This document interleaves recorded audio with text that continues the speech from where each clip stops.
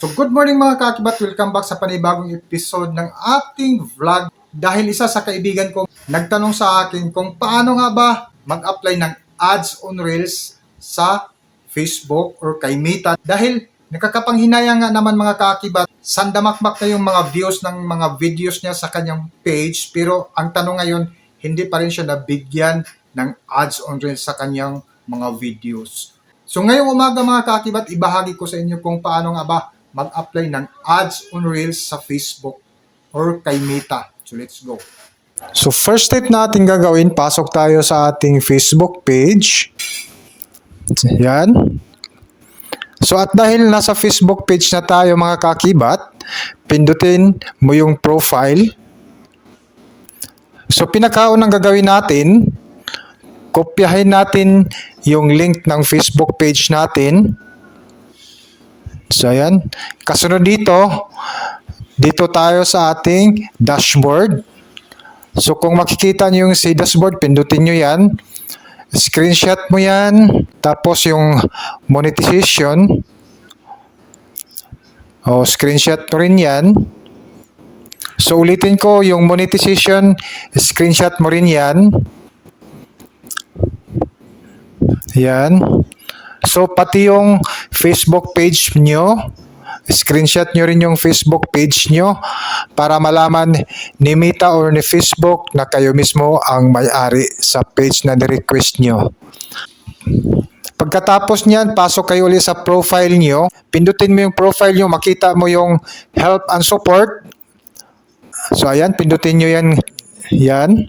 Tapos, makita mo yung report a problem. Pindutin mo yan. Paglabas nito, yan. So, pag pindot niyan, lalabas yung show button to report a problem. So, sa baba, makita mo yan. Pindutin mo yung continue to report a problem. Ayan. So, antay lang natin saglit. Ayan. So, lumabas na. So, kasunod niyan, pindutin mo yung include in report. Tapos paglabas niyan, makikita mo dito yung select products. So, nandito yung profile mo, page mo. At dahil page yung ginamit ko, so pindutin natin yung page. So, ngayon lalabas yung describe the issue. So, yung request mo kay Meta, dito mo isulat. So, ayan. Dear Facebook team, have a nice day. I hope you will give me a chance to have these features on my Facebook page account. Tapos isulat mo yung request mo. So like sa akin, ang request ko dito dalawa. Number 1 is ads on Reels and number 2 is bonus. I promise that I will upload useful content and won't violate Facebook community standard anymore.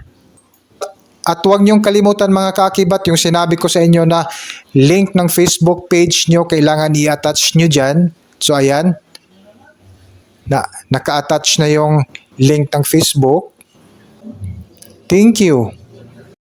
At syempre mga kakibat, balikan natin yung screenshot na sinabi ko sa inyo, yung screenshot ng Facebook page niyo, tapos yung tools sa monetization. Ayan. Para yun yung isend natin kay Facebook para makita ni Facebook or ni Meta na kayo mismo yung nagpadala or nag-request sa inyong ads on Reels. Ayan, kung makikita nyo mga kakibat dito sa taas yung send report, pag na-attach na yung screenshot mga kakibat, ito isend nyo na sa send report. So yun lang.